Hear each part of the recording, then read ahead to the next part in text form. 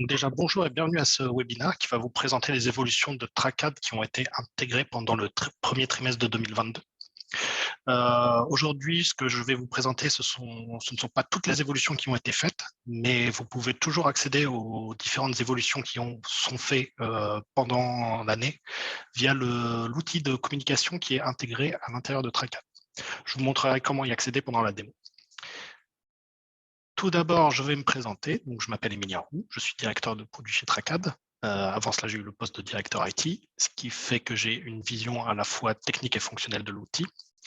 L'une de mes responsabilités est d'échanger avec les utilisateurs afin de mieux comprendre comment ils utilisent l'outil, de recueillir leurs retours sur leur utilisation et de comprendre comment nous pouvons améliorer l'outil. Vous verrez pendant la présentation que de nombreuses évolutions viennent de feedback qui nous ont été donnés par les utilisateurs. Pour information, le département produit travaille actuellement sur 2 nouveaux produits. Un qui va automatiser l'échange d'informations entre les e-retailers et les marques qu'ils vendent, de manière à faciliter l'échange de ces informations. Et l'autre produit qui va automatiser la récupération des données depuis les marketplaces. Donc, si vous utilisez des marketplaces ou si vous voulez automatiser l'échange de vos informations avec les marques que vous vendez, n'hésitez pas à nous contacter de manière à ce qu'on échange sur ces différents thèmes. Avant de commencer avec les évolutions, je voulais juste revenir sur le cœur de TRACAD, qui est de connecter les différentes sources de données où vous avez des informations en rapport à votre site e-commerce, de manière à agréger ces informations et vous proposer des interfaces pour suivre vos KPI et prendre les bonnes décisions pour améliorer la rentabilité de vos investissements marketing. Donc, TRACAD se connecte à l'heure actuelle sur votre solution web analytique, sur votre CRM, sur vos solutions analytiques pour vos applications et sur vos sources de trafic. Si certaines de ces connexions ne sont pas faites sur votre TRACAD, n'hésitez pas à contacter le Customer Success qui vous aidera à les activer. Au programme du jour, ce que nous allons voir, c'est connaître le coût réel par visite de vos campagnes, analyser efficacement les résultats de vos sources et de vos canaux d'acquisition, obtenir 100% de cohérence pour les données de votre solution analytique, quels outils analytiques alternatifs à Google Analytics, mesurer la performance de vos nouveaux clients grâce à la suivi des cohortes, et enfin un Q&A. Donc, n'hésitez pas à poser des questions pendant la présentation. Il y a un bouton Q&A dans Zoom. Vous pouvez poser la question et je reviendrai sur vos questions à la fin de ce call. Commençons maintenant par la partie connaître le coût réel par visite de vos campagnes. Nous avons rajouté récemment le KPI CPC et nous avons renommé l'ancien KPI CPC en CPVI, donc CPVI pour coût par visite et CPC pour coût par clic. Nous avons ajouté ce nouveau KPI car les deux KPI CPVI et CPC vous donnent 2 points de vue différents. Le coût par visite va vous donner la vue des coûts des sessions qui sont comptabilisées par votre outil Analytics, là où le CPC va comptabiliser le coût des clics qui ont été comptabilisés par votre source de trafic.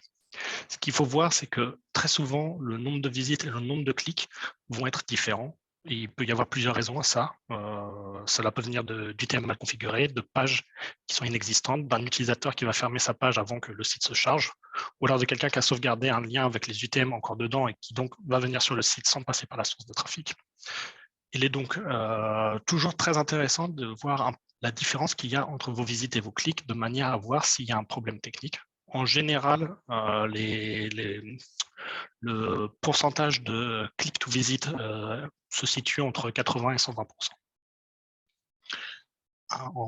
Vous pouvez rajouter ces informations de CPC dans votre interface en fonction du point de vue que vous voulez utiliser lorsque vous faites vos analyses. Maintenant, je vais aller dans l'interface pour vous montrer comment rajouter ces KPI. Donc, ici, je vais aller dans la partie source performance. Et dans la partie source performance, vous avez accès à toutes vos sources de trafic et à leur KPI. Par défaut, nous n'affichons pas le CPC, nous affichons seulement le CPVI, mais il peut être ajouté. Si j'arrive à cliquer.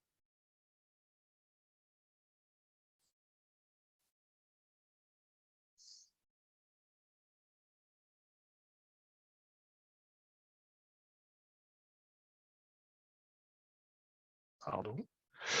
Voilà. Donc, comme je vous disais, le KPI CPVI est affiché par défaut et vous pouvez rajouter le KPI CPC en cliquant sur le bouton visibilité des colonnes et en choisissant le KPI CPC. Vous pouvez par exemple le rajouter à côté de CPVI. De la même manière, si jamais vous voulez voir votre nombre de clics, vous pouvez aussi le rajouter et le mettre à côté de nombre de visites. Et si jamais vous voulez analyser votre click to view, vous pouvez rajouter tout ça dans l'interface. Une fois que vous avez fait ces modifications, vous vous sauvegardez et vous pouvez voir toutes les informations dans votre tableau.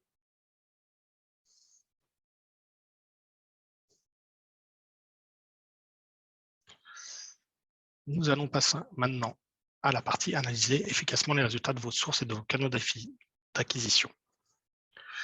Dans cette partie, nous allons voir trois choses. Nous allons voir des améliorations graphiques qui ont été mises en place pour faciliter l'analyse de vos KPI et de leurs évolutions. Et nous allons aussi voir les ajouts techniques qui ont été faits pour faciliter l'accès aux données dans les interfaces et dans les tableaux.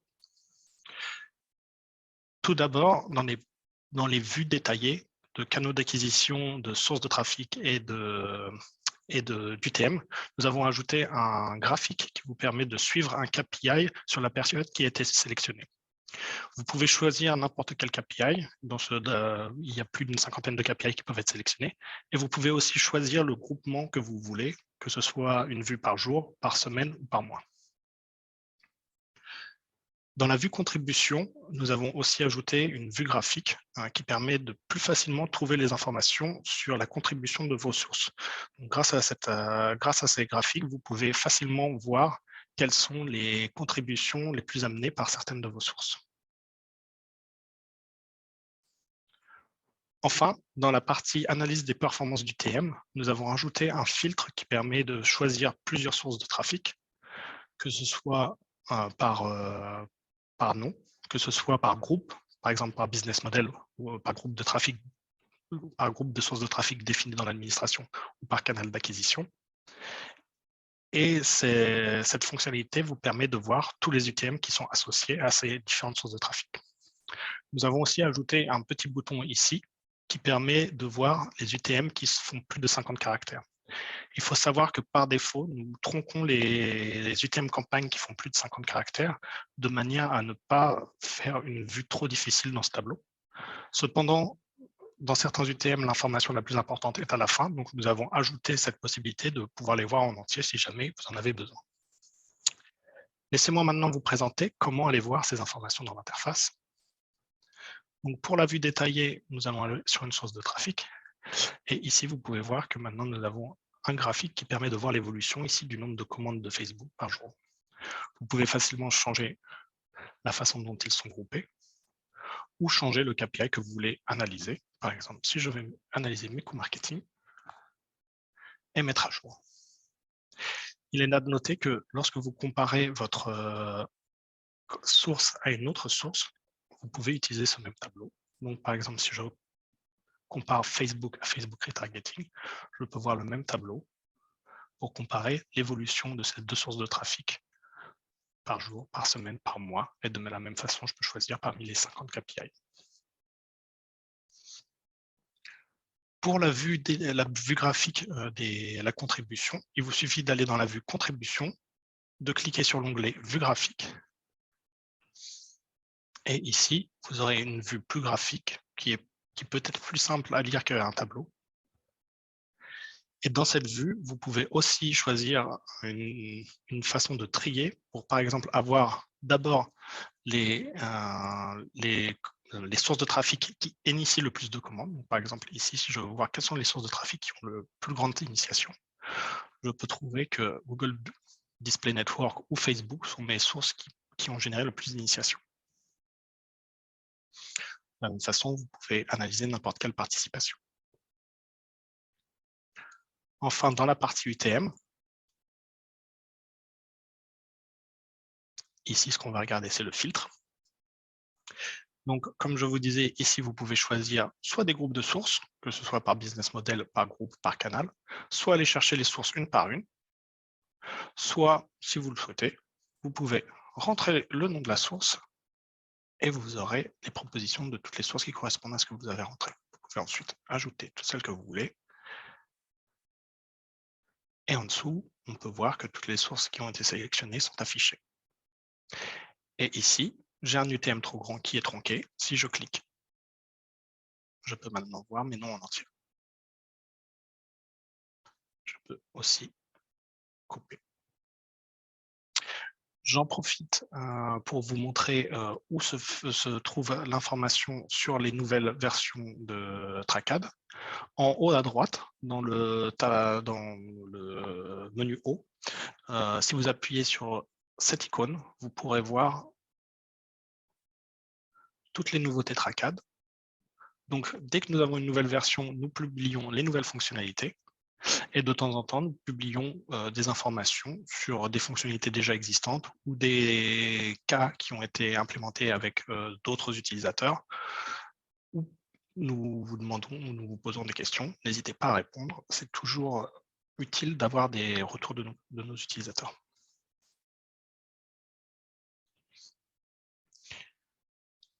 Alors,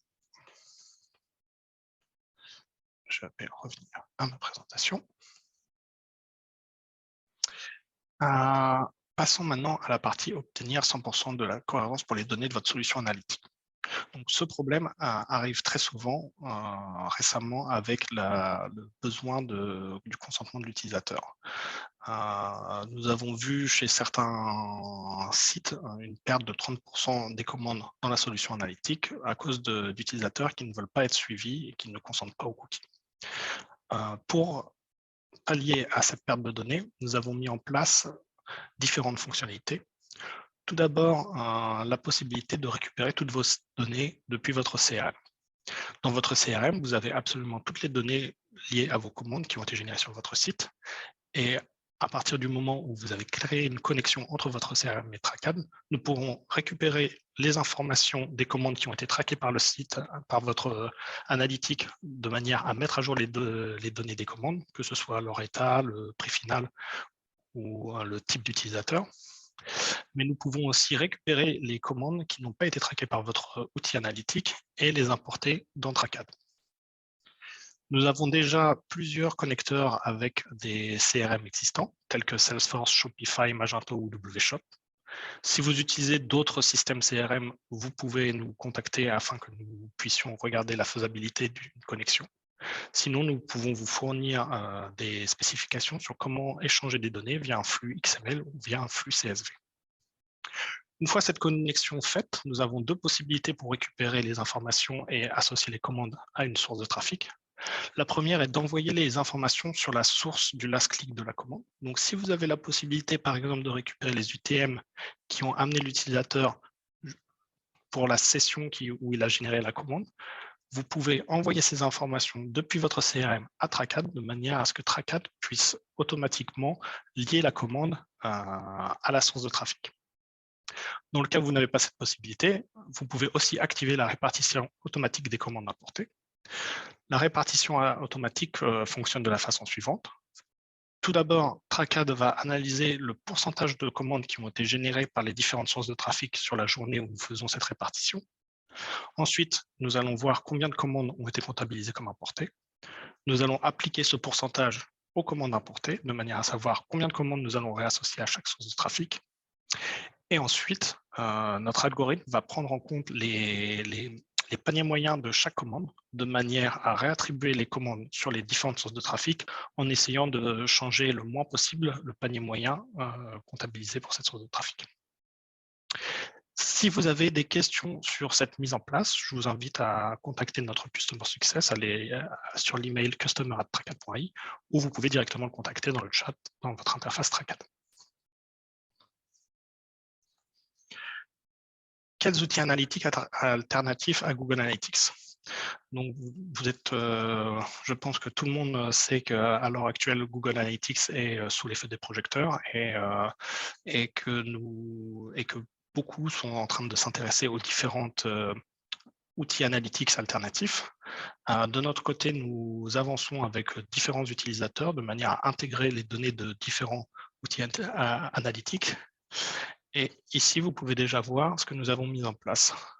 Donc, nous avons déjà les connexions avec Google Analytics et Google BigQuery. Nous avons récemment rajouté la connexion avec Matomo. Nous sommes en train de travailler sur la connexion avec eTracker, qui est un outil analytique allemand, et AT Internet. Nous avons déjà la connexion avec Mixcommandeur, qui est l'outil analytique de Commander Act, et Eulerian. Si vous voulez intégrer d'autres systèmes analytiques, n'hésitez pas à nous contacter et nous étudierons avec vous la faisabilité. Ici, dans cette interface, vous pouvez aussi voir les différentes connexions que nous avons. Donc, pour les applications analytiques, nous pouvons aussi récupérer vos données via AppsFlyer et Firebase, et nous travaillons sur un connecteur Adjust. Pour le CRM, comme je vous disais, nous sommes connectés à Salesforce, Shopify, Magento et WShop. Et pour les sources de trafic, là où nous allons récupérer tous les jours les coûts marketing, les clics, les impressions, le nombre de commandes, nous sommes connectés à plus de 70 sources pour la récupération journalière. Pour les sources de trafic, c'est comme pour les autres. Si jamais vous avez des sources de trafic que vous aimeriez ajouter dans notre bibliothèque, juste contactez-nous et nous avancerons avec vous pour mettre en place la récupération automatique de ces informations. Enfin, nous allons finir par mesurer la performance de vos clients grâce au suivi des cohortes ARPU et LTV. Dans cette partie, je vais vous présenter le rapport de cohorte de nouveaux clients que nous avons mis en place. Ce rapport vous permet de faire le suivi d'une cohorte de nouveaux clients sur une période et de voir comment ils vont réacheter sur un nombre de périodes suivantes que vous pouvez sélectionner. Le rapport vous donnera le pourcentage de la cohorte qui réachète, mais aussi leur ARPU. Ces résultats sont très intéressants lorsque vous faites des campagnes d'acquisition de nouveaux clients, afin de voir si les clients acquis reviennent après. Il faut noter qu'en fonction de la façon dont vous calculez la LTV, donc si jamais votre LTV, vous la calculez en prenant des nouveaux clients sur un mois et en les suivant sur 12 mois, vous pouvez configurer ça lors de la génération du rapport et vous pourrez, à la place de l'ARPU dans le... J'ai oublié de mettre. Et vous pourrez, à la place de la RPU dans ce rapport, retrouver l'information qui correspond à votre LTV. Donc, ce rapport va présenter le nombre de clients de la cohorte de référence, le nombre de commandes qu'ils ont générées et leurs revenus. Et je vais passer directement dans l'interface pour vous montrer via un rapport directement.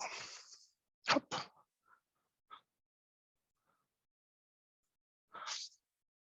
Donc, comme je disais, ce rapport va vous présenter le nombre de clients, le nombre de commandes qu'ils ont générées sur la cohorte de référence et leurs revenus.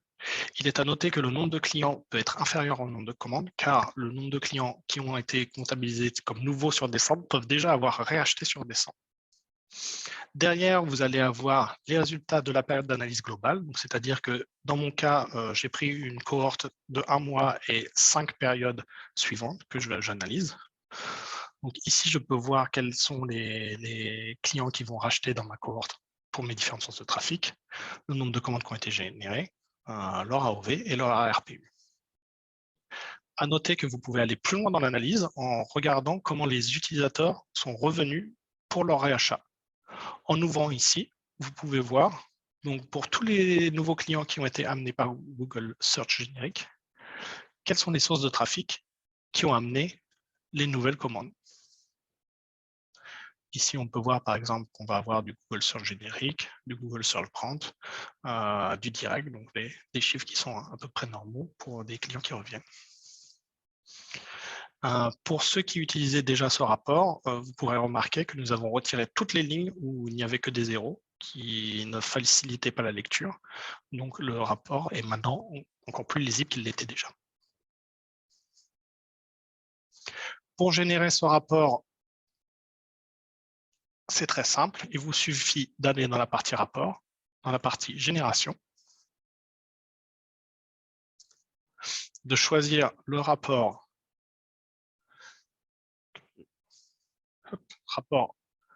cohorte ARPU, de choisir votre période de référence et ensuite le nombre de périodes sur lesquelles vous voulez calculer votre cohorte.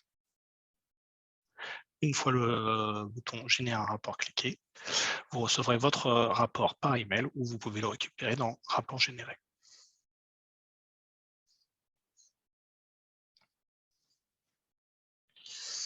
Je vais maintenant passer à la partie Q&A.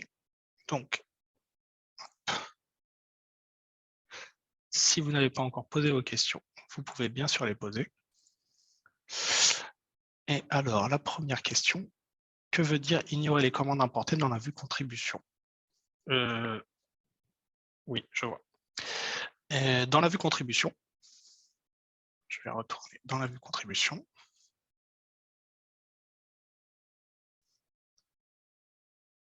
On peut voir ici qu'il y a un filtre ignorer les commandes importées.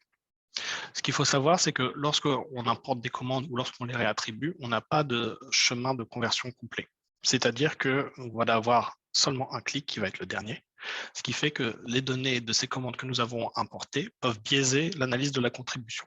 Donc ici, vous pouvez sélectionner si vous voulez choisir d'intégrer les commandes qui ont été importées ou non. Par défaut, je vous recommande d'utiliser oui pour ignorer. Et dans ce cas, vous aurez vraiment l'information sur toutes les sources, toutes les commandes avec un chemin de, avec un chemin de trafic.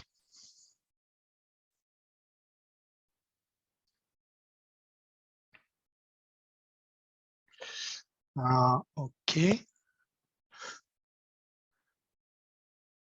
Est-il possible d'avoir une information sur mon coût d'acquisition client dans le rapport LTV? Alors, c'est une bonne question et en fait une question sur laquelle nous sommes en train de travailler. C'est-à-dire qu'ici, à l'heure actuelle, nous avons les informations sur la cohorte de clients, sur la façon dont ils sont en train de revenir, et il me manque en effet l'information de coût marketing de manière à pouvoir voir comment les différentes sources de trafic quels sont les CPO des différentes sources de trafic et pouvoir aller plus loin dans l'analyse. Donc, c'est un point sur lequel on est en train de travailler et dès que ce sera rajouté, vous pourrez aller voir dans notre outil de communication d'Entracad et vous aurez l'information que le rapport a été mis à jour.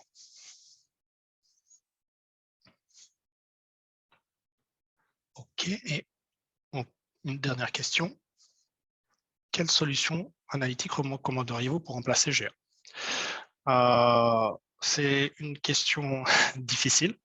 En soi, ce que je peux vous conseiller, c'est déjà de regarder les différentes solutions analytiques, de les analyser, de voir leur prix aussi. Il faut savoir que de nombreuses solutions analytiques proposent soit une version gratuite, soit une période de test pour que vous puissiez regarder si l'outil correspond à vos attentes. Tout ce que je peux vous dire, je vous invite à utiliser ces périodes de tests et ces versions gratuites de manière à vous familiariser avec l'outil, à regarder aussi si les données que vous récupérez dans cet outil correspondent aux données que vous avez dans Google Analytics. Et ensuite, vous pourrez prendre votre décision. Je ne pense pas qu'il y ait un outil qui soit vraiment meilleur que les autres. Chaque outil va avoir ses forces et ses faiblesses. Mais je vous invite donc à tester de votre côté.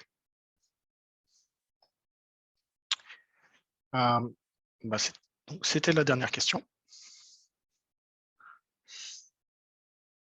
Donc, je vous remercie d'être venu aujourd'hui pour ce webinaire. J'espère que cela vous a été utile. Si vous voulez me contacter pour parler de certains sujets qui ont été présentés dans ce webinaire, n'hésitez pas à me contacter par email ou vous pouvez contacter le Customer Success qui me renverra votre demande. Je vous souhaite une bonne journée et à bientôt.